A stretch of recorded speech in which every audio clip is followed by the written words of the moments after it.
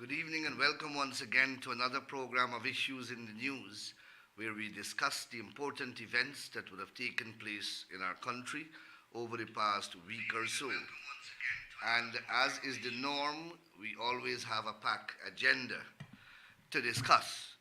And I want to begin by, first of all, saying good evening to all those people who are joining us in Region 5 from Ahaika to West Coast Berbice on television. Good evening.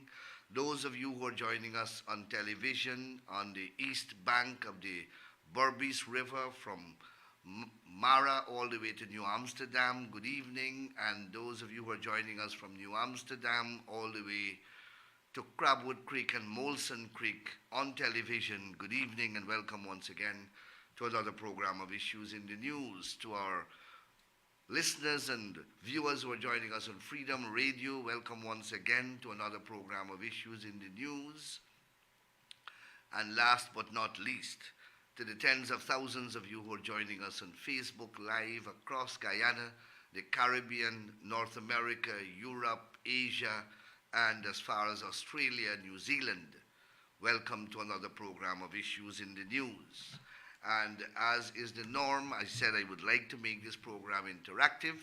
And I know many of you, Michael C. Prasad Sr., all of you who are joining us on Facebook Live, Suresh Ramatar, good evening. Ethan Dan, good evening. Tara Sobrian, Pamela Prasad,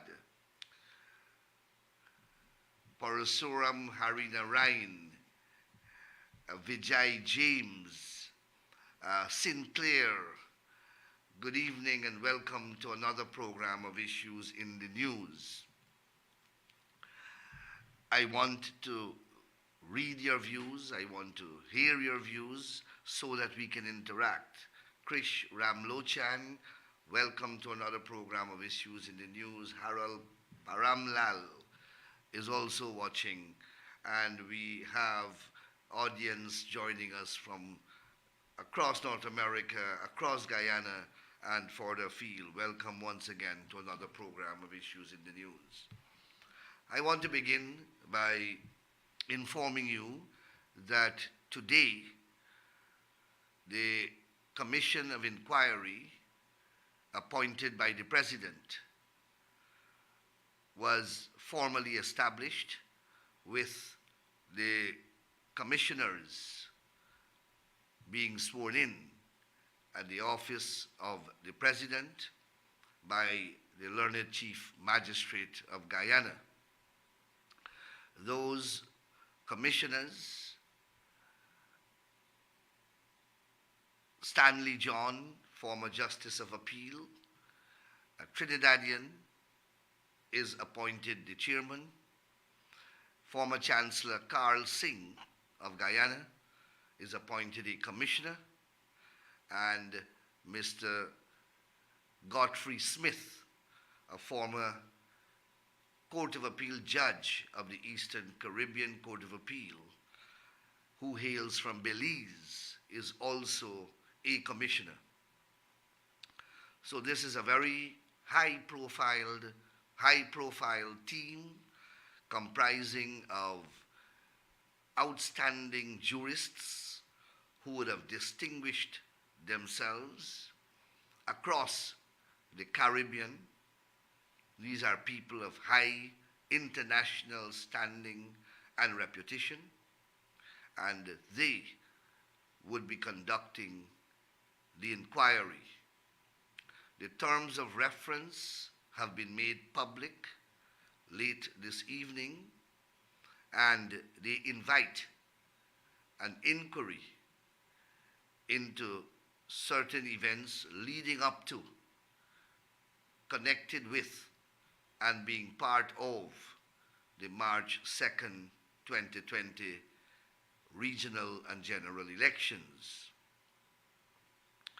So you had events that were leading up to the elections, that are connected to the elections, which the terms of reference invite interrogation of. These would obviously include the attempt at scrapping the national database, by an unlawful house-to-house registration process. It would include examination of the no confidence motion and the refusal of the government to resign and the holding on to government unlawfully for nearly 2 years hence by the APNU AFC. The attempts made immediately prior to the elections to deny the PPP an opportunity to have sufficient polling stations within PPP strongholds and the easy establishment of polling stations in APNU AFC stronghold. Then, in particular, the events surrounding the tabulation and reconciliation of votes by the returning officer of Region Number 4 and the various attempts that were made to use unauthorized documents such as a mysterious spreadsheet rather than the statements of poll as the basis for the tabulation of those results, and the various machinations which took place in Ashman's building, which you all are aware of, the attempts to declare unlawful results, the various maneuvers of the various election officers to aid and abet the returning officer to do what he was trying to do, the moving of the venue from Ashman's building to GCOM headquarters, and the erection of barricades to prevent public scrutiny around that venue. Then the assault of party persons, representatives of the various parties, as the tabulation exercise was taking place, or a purported tabulation exercise was being allegedly conducted.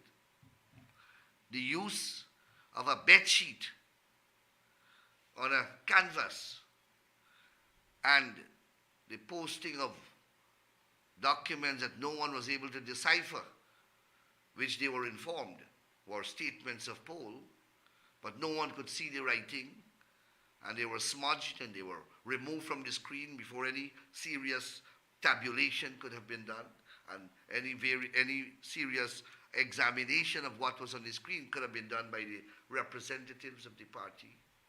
The ill treatment and mistreatment meted out to observers, international observers, and all those things will be inquired into. Then also the various attempts that would have been made to prevent the national recount from taking place. And then after the recount took place, the attempts that were made by the chief elections officer and others to alter the lawful results of the elections and to try to declare falsified and fraudulent results and all the court actions that flowed therefrom. All these matters are going to be publicly inquired into by this commission. We will try to stream the proceedings live so that you can follow it. And any person, including APNU AFC, would be free to have their grievances heard. They would be free to come and prosecute their case, they would be free to come and ventilate their grievances, provided, of course, they fall within the terms of reference of the Commission. So, the APNU AFC would be given another opportunity of ventilating all these fictitious, all these fanciful, all these manufactured, all these concocted allegations that they keep repeating in the public domain. Every sensible commentator, not even commentators that are supportive of the PPP, have said very clearly in their public commentaries that the quicker these people stop talk about the 2020 elections and stop talking about their grievances, it would be better for their sanity, it would be better for their credibility, because the world saw what they attempted to do. And this silly and incredulous and clumsy narrative that they keep creating and repeating, pretending to be the victim, is simply a circus and is a clown show, to use what I see is a popular term now. But they keep repeating it. And as expected, anytime there is an attempt to ventilate their concerns, they are not participating, or they are incompetent to participate. And I'm going to expand what I mean. So, they made a series of complaints to GCOM during the recount process, in which they claim dozens of people voted illegally, and there was impersonation, voters impersonation, and dead people voted, and foreign people voted, all manner of madness.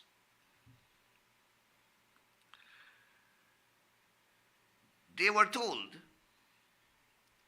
to go and tell an election court about your problems. Go and file an elections petition and document what your grievances are in that petition. And they did so after losing all the cases before the declaration of the results. They went with their tail between their legs, and they went and they filed two, not one, two elections petition. And both elections petition were dismissed. One was dismissed because they were so incompetent that they couldn't get it served on time in accordance with the rules. And the judge rightly dismissed the petition based upon objections which we made, as we are entitled to do in a court of law. You know, they blaming the world for their petition not being heard, that we don't want their petition to be heard. The world is not run by APNU. The justice system is not run by APNU and AFC. It is run by rules and laws. And if you want to access the justice system, you must comply with the rules and laws. And one is to assume that you are competent to do that. If you can't comply with the basic preliminary rules, how you will win the case? How will you win the substance of the matter if you can't serve the documents on your own leader? On your own leader. That is what they could not do properly. And when the case is thrown out, they hold their head and they cry to the world and they blame the entire universe. We don't run the courts. The court is an independent institution. So they lost there. And the matter is now at the CCJ. So that's one. I'll come back to that shortly. They then, during the recount, wrote GCOM making a set of complaints. And they keep talking about this, that nobody doing anything about their complaints. So the government decides that the government will write GCOM, take their documents that they submitted to GCOM, and have the police investigate the complaints. Isn't that what they want? You know, their commissioners at GCOM voted against the disclosure of those documents to the government. I wrote on behalf of the government. They refused. GCOM had to go to a vote. These are people who are complaining publicly about their complaint not being investigated. And here it is, you have a government who is saying, give me the documents, GCOM, and we will ask for the investigative agency to investigate it. Lo and behold, they are opposed to that. Alexander and all of them voted against it. These people are living on a planet of their own. They change the goalpost every day and on every issue. Nothing they say make logical sense. So today I listened to Roysdale Ford at a press conference. And this guy is becoming like his leader. Every time he speaks now, he exposes his lack of rationality. I don't know if they don't speak, if the APNU leadership do not speak with their commissioners, or I don't know, it's because Mr. Ford is a Johnny-come-lately and perhaps they were not informing him of these events. But when they submitted those documents under the hand of Joseph Harman to GCOM, GCOM consists of the chairman and 6 commissioners, 3 of whom are theirs. The commission received the documents and sent it to the various agencies, the Immigration Department and the General Registrar's Office, and those places send back a response which is known to all the commission. They know. Today I listened to Roysdale Ford and he's telling the country that they didn't know that their complaints were forwarded by GCOM and GCOM received the responses from the Immigration Department and the GRO. They didn't know that. 2 years after, they're coming now to say that they didn't know that, and their commissioners are sitting at the very meeting where all these things are discussed. But they are afraid of the investigation. They are afraid of the investigation because they know, and you would recall how many people whose names were on those lists that they submitted as dead and as being outside of Guyana came forward on television and on the social media and presented themselves saying that, well, obviously they're alive, and they voted or they did not vote. And They are in Guyana and were in Guyana on elections day. These clippings were rampantly available. And today, because the investigation is going forward and they are afraid of the investigation, because they are afraid of another bout of negative public exposures against them, they now want to say that the PPP now is interfering. We are acceding to their demands. We want the world to see. And we are going to take their very documents and the responses thereto and hand over to the investigative agencies and say, investigate and tell us. Because the people are here. The people don't vanish. They didn't vanish. So what are they afraid of? And why lie about something that is so elementary and that can so easily be proven to be a falsehood? But these people don't care. The truth matters not to them. I don't know if it is ignorance or is barefacedness. I am not sure. I've never seen human behavior of this type. Now they are accusing me, the Attorney General, because I write that I have an interest in the matter. I have no interest in the matter. The only interest I have on behalf of the government is to have the matter investigated. Why are you so afraid? And why are you lying to say that you didn't know that they were responses? And when I examined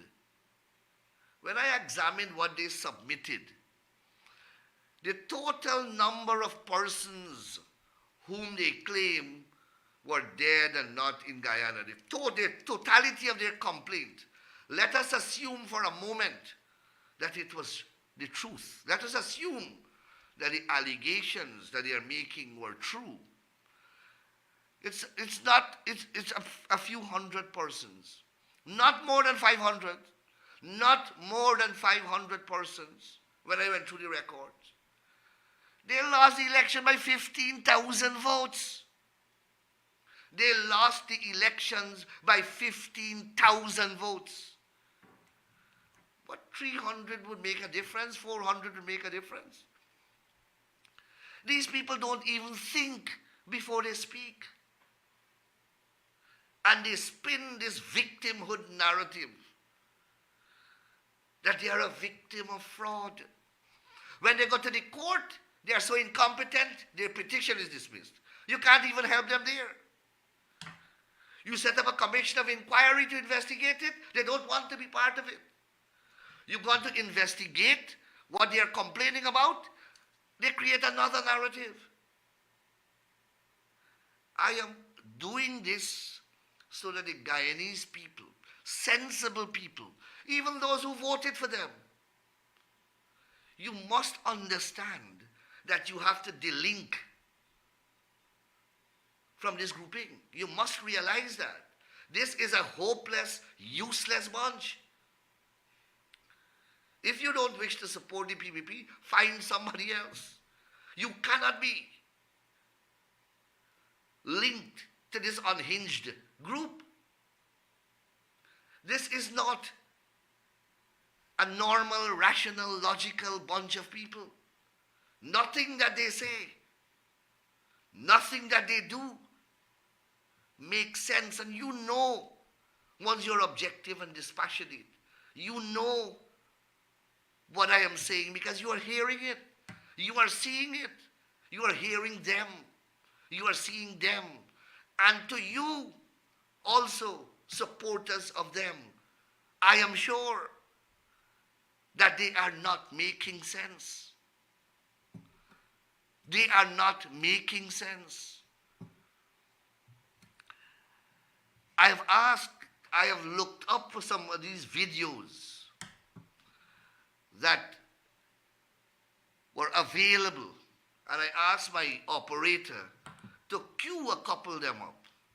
The videos where persons whose names they submitted during that 5-month period as being dead and being overseas, I got my operator to retrieve some of those videos from the social media. And I will ask him now to run a couple clips so that you can see and you can be refreshed in your mind about what these people are complaining about and how outrageous and blatant is the falsity and falsehood that they are peddling with a straight face, and they expect people to take them seriously. They expect Guyanese to take them seriously. And worse yet, even if I want to take them seriously because they are Guyanese and I love my fellow Guyanese, the international community will laugh at them, are laughing at them. Non-Guyanese believe that we have a serious mental health problem in this country. So operator, if you can cue up some of those videos and let the viewers see and be reminded of what I'm speaking about.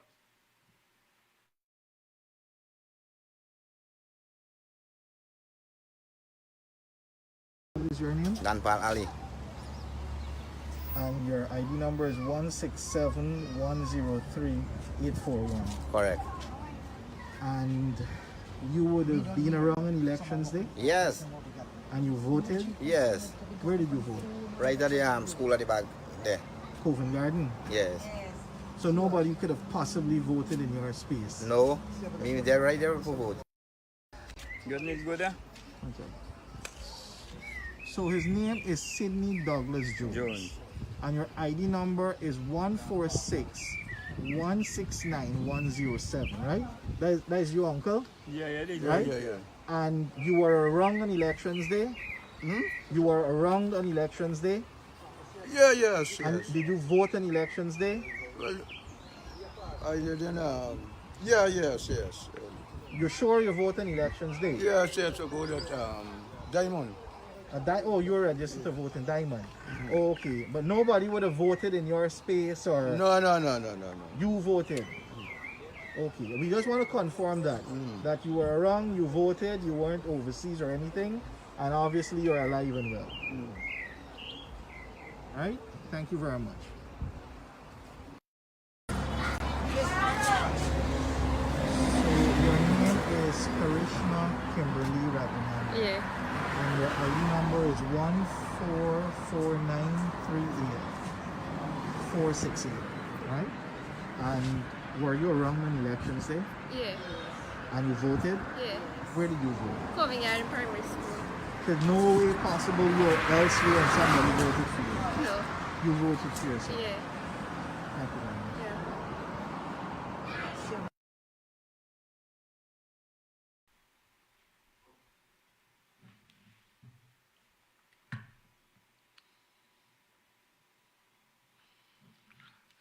Now those are just a sample, a few of the hundreds of people whom they said were dead and were in the United States of America and in Canada and outside of Guyana on elections day and did not vote. Why you think they are afraid of the investigation? They are afraid of the investigation because consequences will now flow for those who attempted by this method to subvert the will of the people and rig the elections, because this is criminal conduct. This is an election offense. This has consequences. That is why they are so up in arms about my letter and about the government's intent to investigate. That is what is giving them sleepless nights, because these people are still around. So the documents that they submitted to GCOM, and if they got corroboration from the GRO to say that these people are dead, or they got corroboration from the immigration department to say that these people are out of Guyana, and the people are saying that they are here, and obviously they are alive, well, consequences will flow. And that is what they are mortally afraid of. Mortally afraid of. That is why Ford is concocting all manner of legal arguments to justify this investigation not going forward. He says that this will interfere with his petition. He was so incompetent he couldn't get the petition past the door. And rather than don't speak about it, he speaks about it. He doesn't want to tell them that the petition has no hope of succeeding. He can't tell his people that. So he goes around and gives them some false hope that there is a petition, some petition somewhere, and Guyana should stand still until he rectifies his incompetence. We have to wait until a court finds that he was not wrong. That is what everything must stop until Ford's incompetence is reversed by some other tribunal. The world must come to a halt because his petition is this important thing. We mustn't do anything else because he has a petition which did not last 2 months in the court system. These guys something is wrong. Something is seriously wrong. Now they start to attack the Commission of Inquiry now. That will interfere with their petition. They don't have a petition. Both were dismissed. And both are in the appellate system. And I dare say neither will succeed. Neither will succeed. If their petitions were competently filed, perhaps it would have been dismissed in the end, but we would have gotten an opportunity to interrogate it. But they couldn't even get that right. We could have gotten an opportunity to let them see who they will bring to justify their allegations. But how can you blame me? How can you blame the PPP for them not being able to prosecute their own petition, to put forward their own case? You want to blame me for that? Oh man, I am being blamed for too much. You can't blame me for your own incompetence, your own failure to present your own case in front of a judiciary.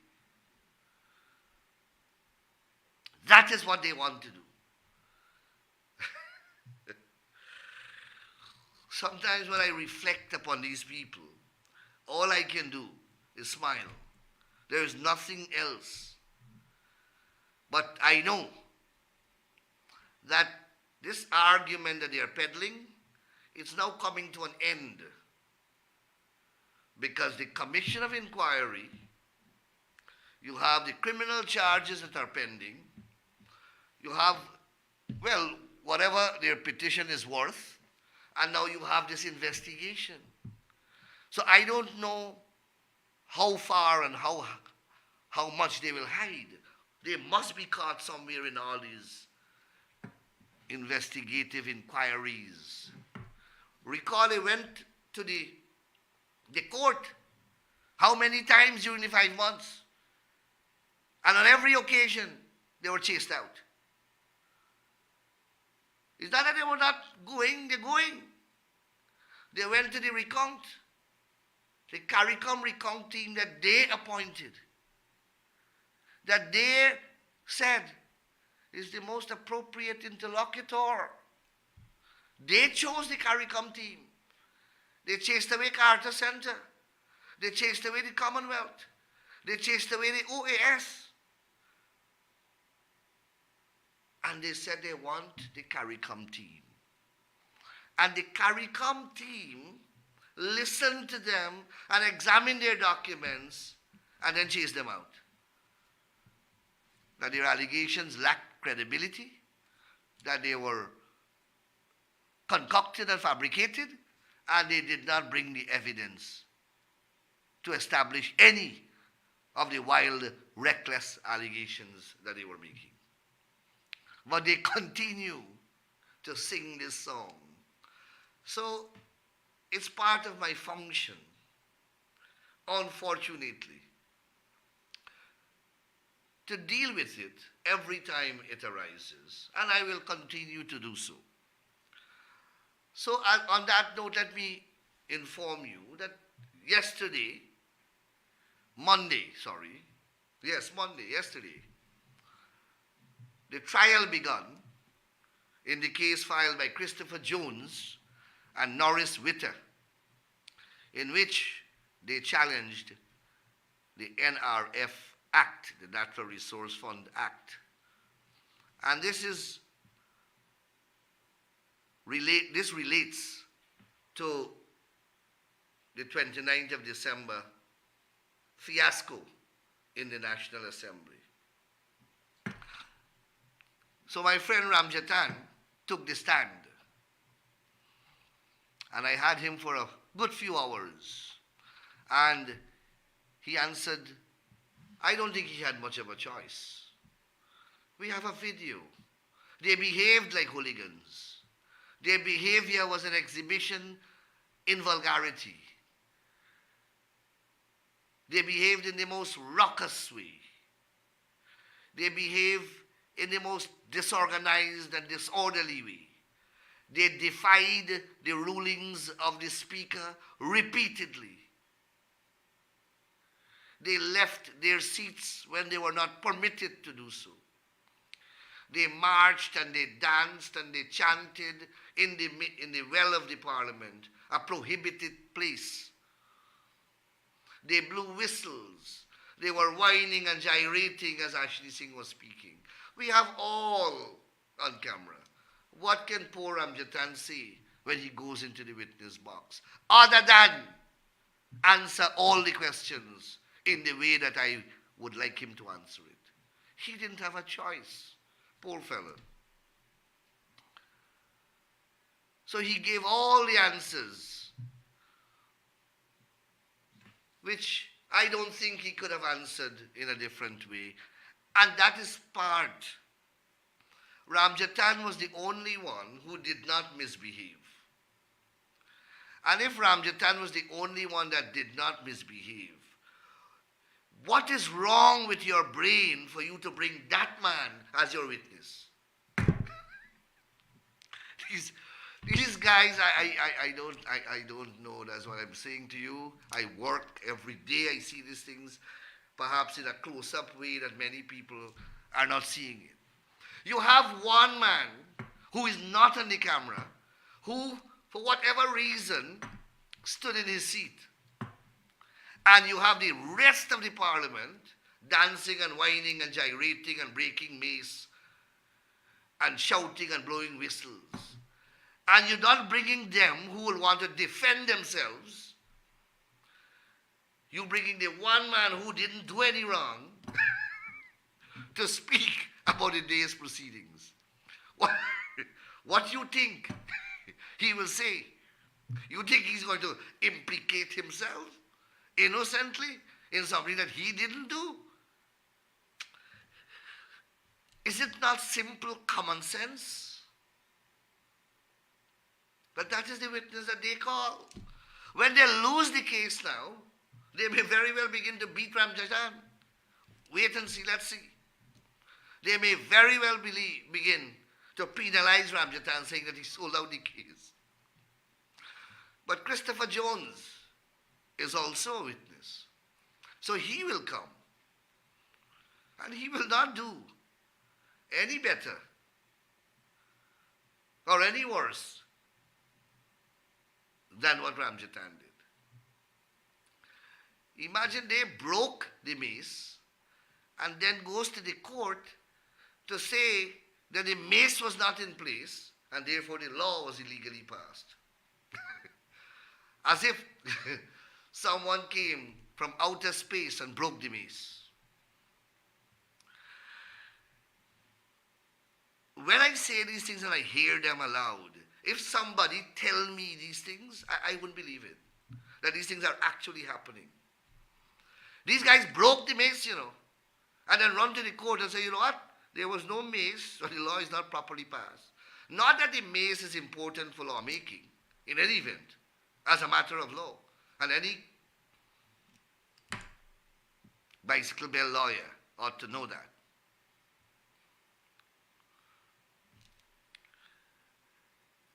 They walked out of the parliament, walked out after the bill was passed, and then said that they didn't get an opportunity to speak. I don't know if Manzoor Nadir was supposed to go out of the convention center with a mic along the railway embankment road and in the parking lot and hand them the mic and say, hello, hello, you forgot you didn't speak, come, you have to speak. I don't know if Manzoor Nadir, a speaker, was expected to do that. For me, I don't think so. I never saw that in any rule book or any standing orders. But that is what happened. And rather than sweep that under the carpet as an aberration, let the people forget that. You had a bad day. It was a bad exercise of judgment. They take it to the court so that we can relive it one more time. So that the world can hear about it at another time. So that I can speak about it another time. So that all the newspapers can write about it another time. And you are telling me that these are people that got their head screwed on properly? Is that the behavior of rational, sensible human being? You ask yourself those questions. You have witnessed all of these things. All of you would have done things in your life that you are not proud of, that you would like people to forget. Or if you're not proud of something or you misbehave, you had an impulsive reaction, you were angry, you were overcome with emotions, and you lost your sobriety for a moment, you would want people to forget that. You don't want to bring back that as a topic. These guys going to court about it. Going to court about it. And that is the attitude that I'm speaking about. The conduct that is not explicable on logical and rational grounds. You have to use some other type of methodology to interpret this behavior. And that's what we are dealing with here. Today also, let me move on and talk something positive. Today also, I, on behalf of the government of Guyana, under the Support for Criminal Justice project, donated to the Guyana Police Force $17 million worth of computers, printers, and scanners. These equipment are intended to be used by the police for the preparation of statements that are to form evidence in the court system when charges are laid. Every time you make a report, you have to give a statement in support of that report if prosecution is going forward. And it is that statement that essentially becomes your evidence when the trial of the matter begins. Historically, the police have been doing handwriting of statements that have serious disadvantages. Statements are not properly written. The handwriting is sometimes impossible, if not difficult to decipher. it is not legible, the handwriting fades, the ink fades after a while, and these all lead to inefficiencies. We are moving Guyana forward. We are moving the investigative capability of the state and the prosecutorial capability of the state forward. We have to move with the technology. So now we have donated enough so that every region in the country ought to have the requisite equipment so that statements are typewritten and stored on a computer. That is where we are moving now. And this is yet another step in modernizing Guyana police force and modernizing the criminal justice system and, of course, the prosecutorial agency's ability to deliver efficiently to the people of our country. It is hoped that the best possible use would be made of this donation, and obviously it will begin a new precedent. That is to say, we will no longer revert to the handwriting of statements, and that statements will now, going forward, be typewritten. We now have, as I said when I handed over the statements, the equipment. We have specially trained prosecutors who are holders of Bachelor of Laws degree, now prosecuting along with the police force. That is an initiative that is going to be implemented very, very shortly. The prosecutors are available and they are now being inducted into the police force, and they'll become police prosecutors. Also, we already have caution statements being recorded, video recorded when they're being taken, to minimize allegations of confession statements taken under duress. When the police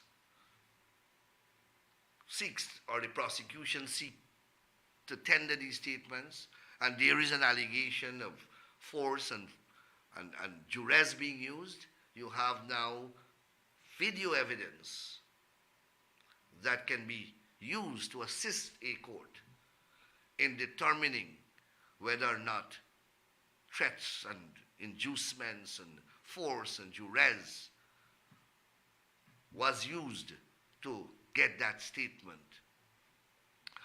Prior to that, you had to listen to two persons. One say, yes, I was beaten. The other one said, no, he was not beaten. Now you have independent evidence of a technological type to corroborate the state's position that the statements were taken voluntarily, because that is the law. Involuntary statements are inadmissible. Only voluntary statements are admissible. So that is a work in progress. You would have seen I accompanied His Excellency the President in a wonderful visit in my community of Annandale, and met with one part of the community, and a number of issues were raised, and they are now being addressed by a number of ministers. Significantly, I have been instructed by the President to write to President Santoki to complain about treatment meted out to Guyanese fishermen who complain that their boats, nets, and equipment in relation thereto were unlawfully seized and sold by Suriname authorities. The intention is to seek compensation, and if it is that we have to pursue litigation, well then that is an avenue that will also be explored. But the process will begin with a letter from me on behalf of the government of Guyana on this matter, requesting an investigation and compensation if it is found that the Suriname authorities acted illegally.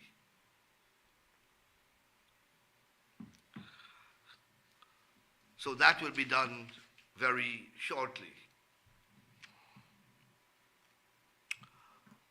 Saturday, we opened a school, a nursery school at Martyrsville, Monrepos, on the east coast of Demerara.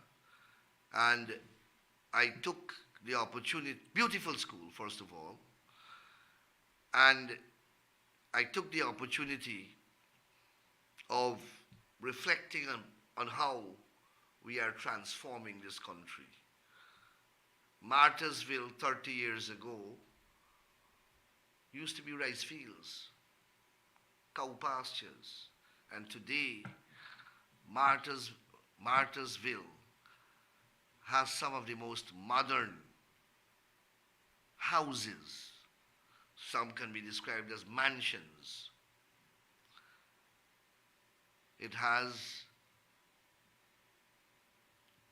over 1,000 residents in that area, over 1,000 residents.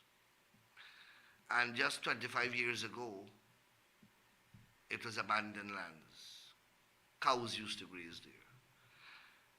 And that is the story of the PPP.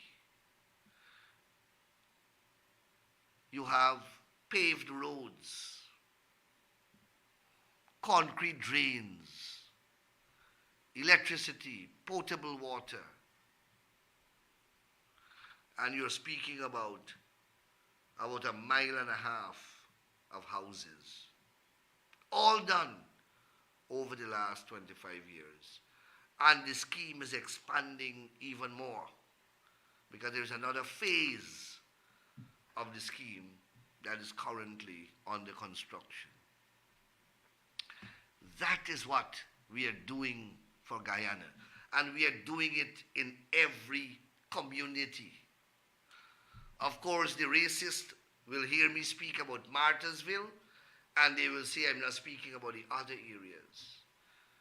But go across the length and breadth of Guyana.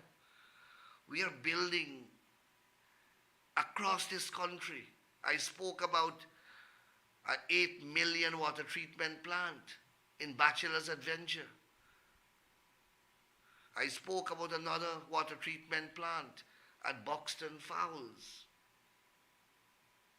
But from the time you speak about an Indo-Guyanese community, the racists began to beat their racial drums. It's as if you mustn't do anything for any other group in this country. We mustn't do anything for the Amerindians. We mustn't do anything. Anytime you do anything for any other community, this bunch of racists come out and they make comments on the Facebook page if you post a photograph. While I was walking in Annandale, one of them is asking, oh, you're not going to Beirut? We have been to Beirut and Melanie. We have been to Buxton. We have been to Golden Grove. We can't go to all the communities at the same time. The president was at Mocha. But these guys are racially, well, you know, I think that they're sick, mentally ill. Racism is an illness. All they see is racism. Race, that's all they see. When you go to an African village, sometimes they stay silent or they accuse you of going to play politics. When you don't go and you go to another community, you are labeled a racist. And these are educated people I'm speaking about, you know. And I will begin to call their names. I'll begin to call their names who comment on my Facebook page. I think that's a good measure. And I will deal with them one by one for these racial outpourings, wanting to divide this country. But they will not succeed. They will not succeed because they had APNU AFC had a protest today at GCOM. They had a protest at GCOM today. Somebody told me 20 or 25 persons turned up. Every day they're losing their relevance. And the bunch is getting smaller and smaller. So the racism will become more intensified. It's becoming more and more toxic. 15 years ago, 20 years ago, they call a protest. You have hundreds of people. We used to come out in front of GCOM. They would shut down Georgetown at the flick of a finger. Let them try to do that now. People are empowered. People are intelligent. This Facebook, this internet, this phone is a powerful educational tool. They want to keep people in ignorance. Because from the moment a person becomes educated, it's difficult to support them. From the moment you become enlightened, from the moment you become empowered, you will see how difficult it is to support these people and to support what they are saying and what they are doing and what they want you to do. They want to bring you on the road and bring you to protest. Where are their children? Where are their children? Let them put their children on the road. They don't. You never see one of their children on the road. Never. None of them. You will never see one of their children on the road. That is what they do. My brothers and sisters, I have exhausted my time with you. My operator is signaling to me that I have arrived at program time. I want to thank you very much for joining me this evening on another program of Issues in the News. I will be back next Tuesday again with another packed program. I will be a few days out of the country, but I'll be back in time for the program. Thank you very much and enjoy the rest of your evening. Good evening.